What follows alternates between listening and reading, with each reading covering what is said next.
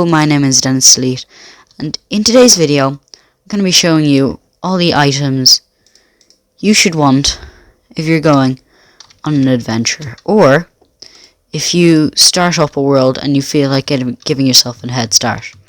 So here I have a chest full of items, and there will be timestamps in the description for what part of the video I'm doing. So I'm first going to go through just the items you need, maybe the reasons why, and then I'm going to go through the enchantments afterwards.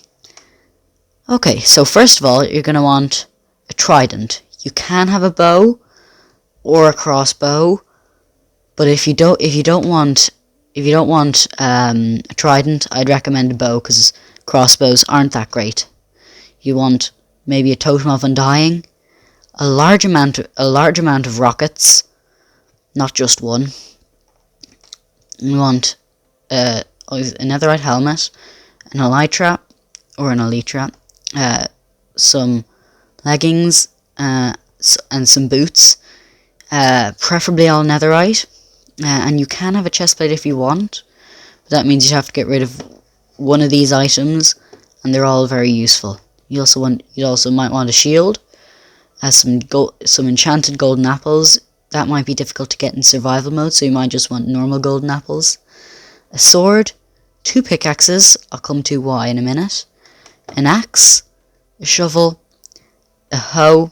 Again, it's not necessary, neither of these 3 items, but it can be useful. A fishing rod, a flint and steel, some shears, some golden carrots, as they are the best food in Minecraft. Because for 2 reasons. One, because they give you the most saturation, meaning that's the amount of time before you need to eat again, and they also restore a good amount of hunger points, and also you can brag to your friends that you have loads of gold if you have loads of golden carrots. You'd want a compass and a lodestone to use the compass on, so that you can put this down at your base, maybe, or if you're going somewhere, you can put this down. You want some wood, lots of iron, some dirt, probably just for scaffolding, some cobblestone, as cobblestone can always be useful, some coal, maybe if you want to fuel any furnaces you might make with said cobblestone, and then some obsidian if you want to make another portal. Now, I was lucky, and right over there is a ruined portal, but you might not be so lucky. Okay, let's get into the enchantments now. So on your trident, I would suggest Loyalty 3, Mending, Unbreaking 3, Channeling, and Impaling 5.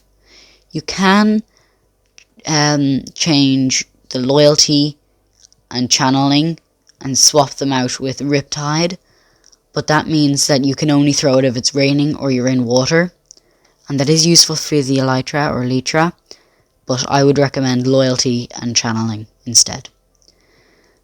On your helmet, you'll want Unbreaking 3, Protection 4. You can go for all the other protections instead if you want, or one of the other protections. I'm not sure if you can combine them, but I would just recommend Protection, Mending, Respiration 3, and Aqua Affinity. Then on your elytra, you'd want Mending and Unbreaking 3. On your leggings, you'll want Unbreaking 3, Protection 4, and Mending. Same with the helmet, and for the boots, you can have the other protections, which is blast protection, fire protection, projectile protection, and one other. But again, I would just recommend protection. Then on your boots, you want Unbreaking 3, Protection 4, Mending, Feather Falling 4, Depth Strider 4, and now this is optional, Soul Speed 3. The reason that I say it's optional is because, like thorns, I chose not to put thorns on these, but like thorns, it uses up your durability extra. I chose not to put thorns on because it means if you're trying to escort a mob for whatever reason, maybe you want it for a mob farm or something, if it hurts you, if it keeps hurting you, it has the chance to die.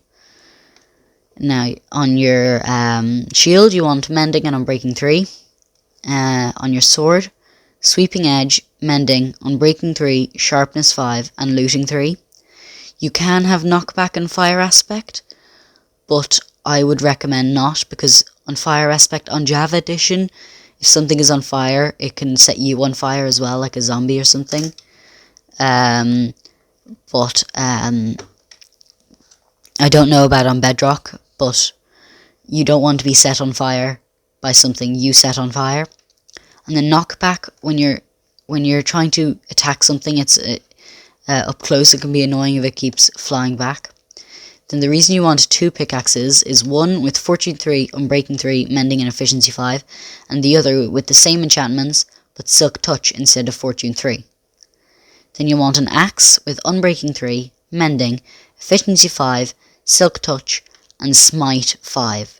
The reason it's Smite 5 on the axe and not on the sword is because the sword you're probably going to be using more, but these can still be useful against maybe if you want to fight the Wither or something. Then your shovel, you can put Fortune instead, but just in general, Silk Touch is better. Then Unbreaking 3, Silk Touch, Mending 5, Efficiency 5, and Mending. You can put Fortune 3 again instead of Silk Touch, but Silk Touch is better, usually, because then you can get grass and things. And then on your hoe, Unbreaking 3, Mending, Silk Touch, and Efficiency 5. You can change Silk Touch to Mending. No, you can change Silk Touch to Fortune 3, but Silk Touch is usually better. On your fishing rod, you want Look at the Sea 3, Unbreaking 3, Mending, and Lure 3. On your flint and steel, you want Unbreaking 3 and Mending. Then on your your shears, you'll want Unbreaking 3, Mending, and Efficiency 5. Yeah. Now, please note that this chest is all very opinionated. This is all my opinion. The enchantments you can change. Any of the stuff down here you can change. Lots of this you can change. I'm going to quickly go over what you might want for the bow and crossbow. So for the bow, you will want Infinity, not Mending, because if you have Infinity, that means you only need 1 arrow instead of several stacks if you're going out on a long expedition. And also, if you're able to get them once, if you're able to get all the enchantments once, the chances are you'll be able to get them again for when your bow breaks. And then you'll also want power, the maximum amount of power, punch, and the reason I say punch on that is because if you're shooting something at range, it's actually better if it's farther away from you, if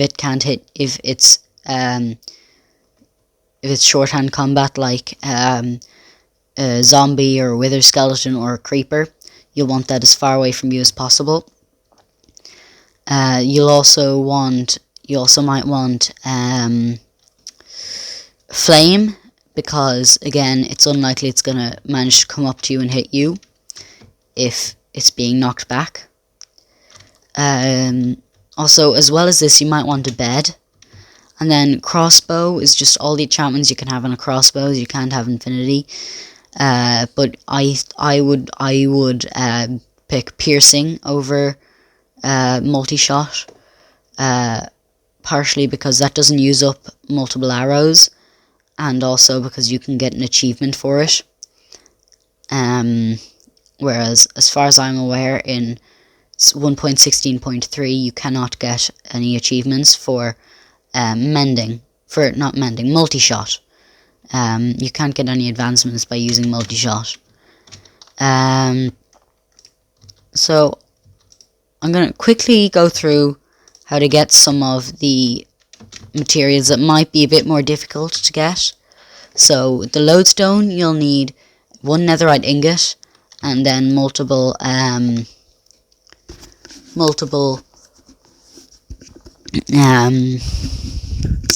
8 chisel stone bricks. For the wood, you might just want a tree farm, an iron farm, and then you can collect the dirt and cobble yourself. The coal is easy enough to come by when you're mining, especially if you have Fortune 3. Then the obsidian, you can get in the end either by mining down the pillars, or there are a few obsidian farms where you can go AFK just mining the obsidian by having the end spawning platform regenerate every few seconds. And then obviously for the golden carrots, you're going to need a carrot farm and maybe a gold farm. And then all this stuff you can have as a diamond or iron if you want, but I recommend at least diamond as you can upgrade that. Then to get the trident on Java Edition, you need to find a drowned with holding a trident, and it helps if you have looting 3 to make the drown drop the trident. It doesn't always, so it can be quite a while. It can take quite a while to get a trident, but I think it's worth it. So you might want to start off with a bow with the enchantments I described, and the firework rockets, you just need gunpowder and sugarcane. And then for the Totem of Undyings, you're going to either need to defeat an evoker in a raid, like a village raid with the patrols, or you're going to need to invade a woodland mansion. And usually the raid is better because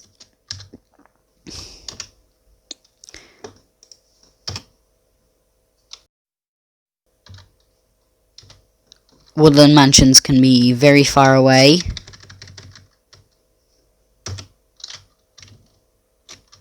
I might have turned off generate structures, but maybe there's just not one in this world. But yeah, they can be very far away, and sometimes like this you might not even get one in your world. I think I did turn them on because I don't think these would spawn otherwise. Actually, that's a pretty good chest. Anyway, yeah, so raids are usually easier. And then wood, you just mine lots of trees, go mining, collect them up with your shovel, mine them with your pickaxe, and this you have to defeat the Ender Dragon and get them from the End City, from the End ships in the End City, in the outer islands of the End.